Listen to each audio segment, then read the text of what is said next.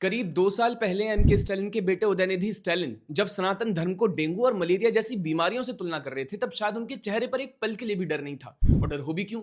आखिर तमिलनाडु में डीएमके की सरकार के तहत ऐसी आवाजों को सालों से सिर्फ बर्दाश्त नहीं कर रहे, बल्कि चुपचाप प्रोटेक्शन भी दे रहे हैं। खैर, वक्त बीता, शोर दबा और सबको लगा कि ये मामला भी बाकी मामलों की तरह फाइलों में दफन हो जाएगा। लेकिन अब मद्रास हाई कोर्ट ने वो कहा जो शायद बहुत पहले कहा जाना चाहिए था।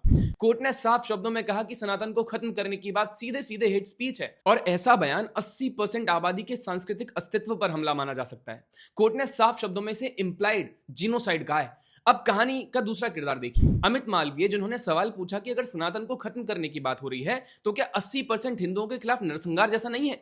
और इसी सवाल पर उनके खिलाफ एफआईआर दर्ज हो जाती है। सोचिए, डीएम की सरकार हेट स्पीच को दबा रही थी और हेट स्पीच के खिलाफ बोलने वाले पर एफआईआर दर्ज कर रही थी। खैर, हाईकोर्ट ने एफआईआर रद्द कर दी और साफ कहा कि सवाल पूछना अपराध नहीं है। लेकिन दोस्तों, यहीं से कहानी का असली मोड़ स्टार्ट हो जाता है। कोर्ट ने यह भी कहा कि यह कोई नया पैटर्न नहीं है। डीएमके की राजनीति में हिंदू धर्म पर हमले एक के बाद एक चलते ही रहते हैं। ए राजा जैसे नेता सनातन को कभी एचआईवी कहते हैं, कभी लेप्रोसी, कभी हिंदू धर्म को पूरी दुनिया के लिए खतरा बता देते हैं। Hindu religion is a biggest menace not only to India, now it is a menace to the entire world. और खुलेआम कहते हैं कि हम श्रीराम के दुश्मन हैं।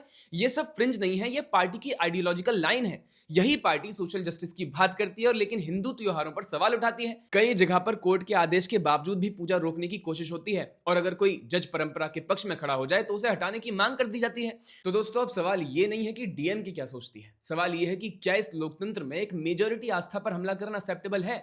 और अगर इसके जवाब में सवाल पूछा जाए तो वही अपराध बन जाना चाहिए। हाई कोर्ट का यह फैसला सिर्फ एक केस नहीं है, ये एक वेकअप कॉल है कि नफरत को विचारधारा का नाम देकर के नहीं बेचा जा सकता और आस्था को बीमारी बताना सो कॉल्ड अभिव्यक्ति की आजादी नहीं होती है।